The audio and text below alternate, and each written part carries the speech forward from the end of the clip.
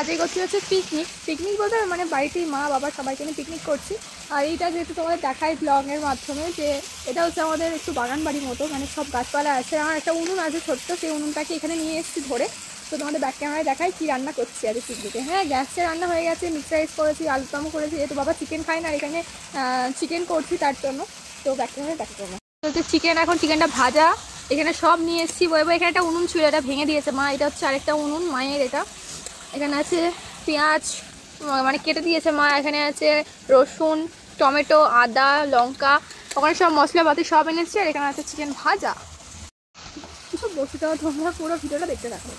এবার চিকেন কষাই করে দেবো আজকে, ঝাল ঝাল করে চিকেন কষা দেখতে থাকো তোমরা।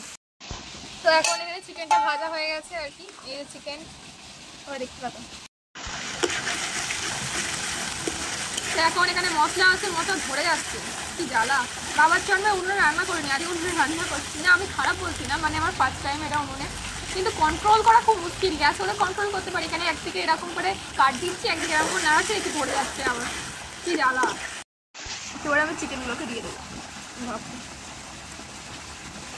তো এখন চিকেনটা কষা করছি আর কি। এই যে কষা হচ্ছে, ভীষণ তাপ লাগছে, দুবার ছাকাও খেয়েছি এখানটা, তাই আমি খুঁটিয়ে ধরতে পারছি না। তারপর একা তো সর্দি হচ্ছে, তারপরে ধরে যখন চোখে লাগছে, বাপরে চোখটা খুলতে পারছি না। তারপর আবার সর্দি ধরে গেছে এই ধোয়ার চক করে। ওরে বাপরে, কালারটা একবার দেখে নাও, এখানে কি ভালো কালারটা এসছে।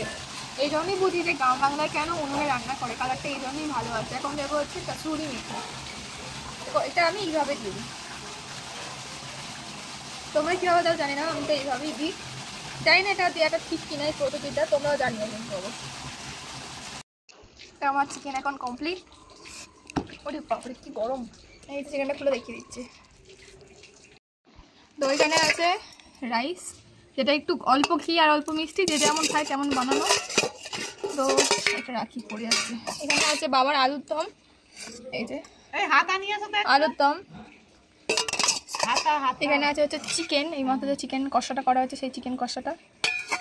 আর এখানে আছে হচ্ছে ডাবল ঘি চিনি দিয়ে রাইস। এখন খাওয়া হবে এখানে, ঠিক আছে।